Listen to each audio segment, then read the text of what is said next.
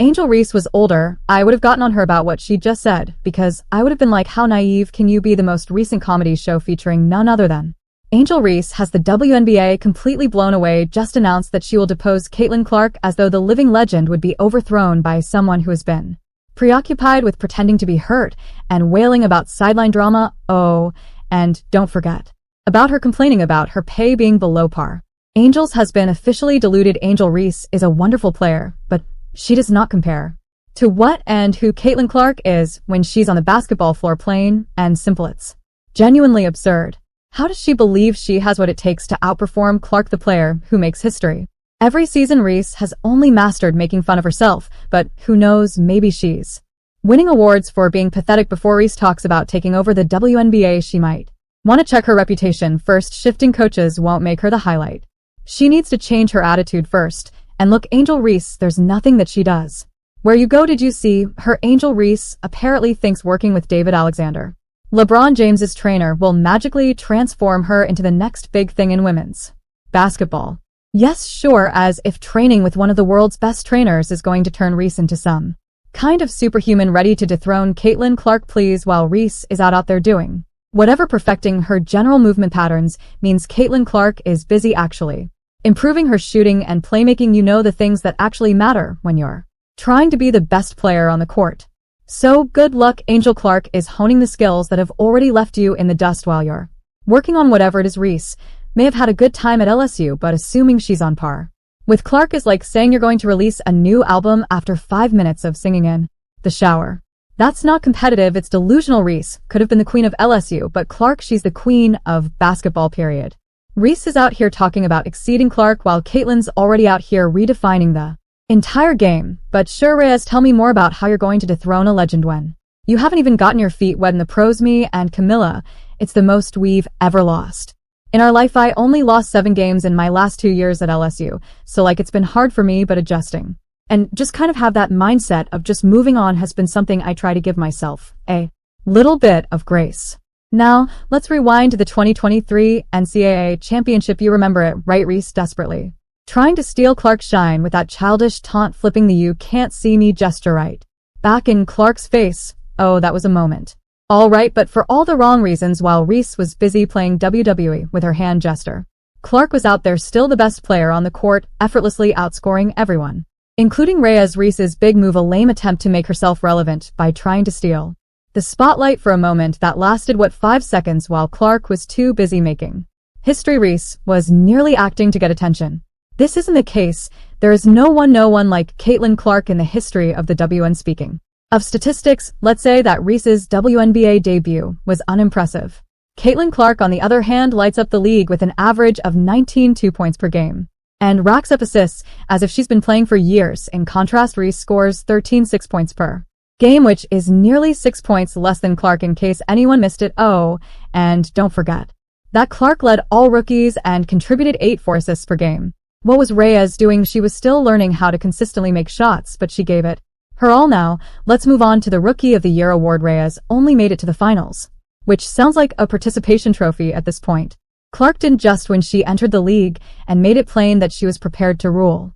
And now she's out there attempting to catch up. Clark claimed that trophy with easily. It wasn't even close, but they still asked you about Rookie of the Year. What is your stance on that? So my whole thing was like, when I got drafted number 7, so I'm like, cool, like the pressure is not even on me because I'm drafted 7. So the pressure shouldn't be up there. So I'm like, all right, cool, I can just hoop. So I don't know when like it started to just break out where I was just in Rookie of Year conversations. I'm like, all right, cool, it's cause you started killing it. Well, yeah, but wait, things will get better. The circus has taken over Reese's off-court life. She signed a shoe deal with Reebok, which is incredible for someone who hasn't even demonstrated that she can perform at the highest level on a regular basis.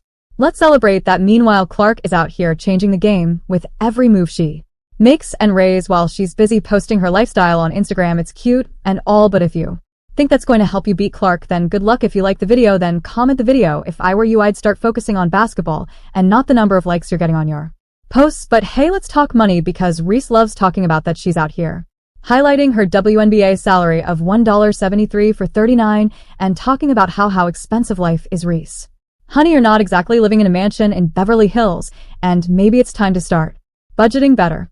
Meantime, Clark is handling her business, focused on the game, and clearly not concerned about how much a latte costs at Starbucks. Now, let's actually speak about this unrivaled league. The place Reese is hoping would be her big break.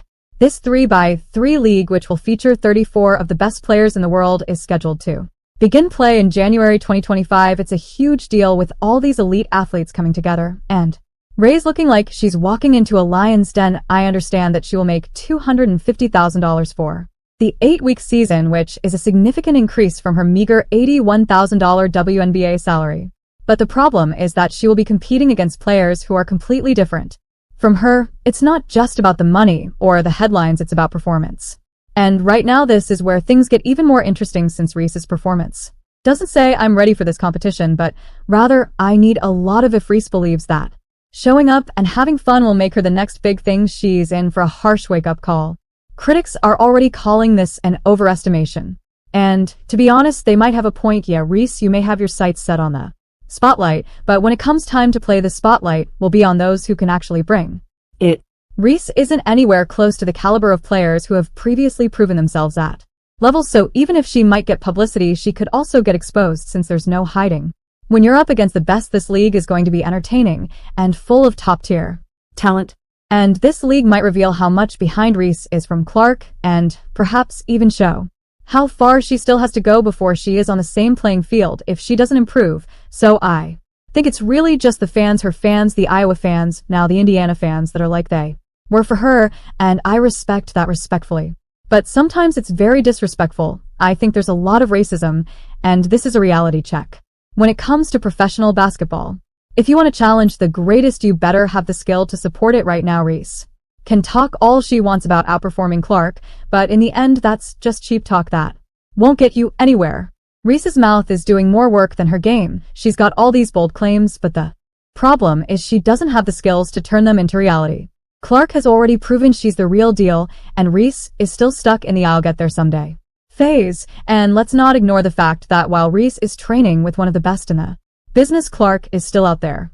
They're grinding away, putting in the work that counts. You can't buy your way into being the best. You can't just train with a top trainer and expect to suddenly be able to take down a legend. It takes years of dedication, consistent effort, and most importantly, talent. While Reese is busy getting coached up on her general movement patterns, Clark is making history every time she steps on the court. So when Reese says she's going to dethrone Clark, well, let's just say the only thing she's going to be dethroning as herself from reality, this unrivaled league. Yeah, it's a great opportunity for Reese to get some exposure, but let's be real, it could also be the place where the gap between her and Clark becomes even more painfully obvious. Talking about taking over is simple when no one is truly challenging you, but when you face real elite competition, things get difficult. At this point, Ari is still far below Clark's level. If she doesn't improve and quit acting like she's already there, she will become a footnote in Clark's journey rather than the one to dethrone her. Thank you so much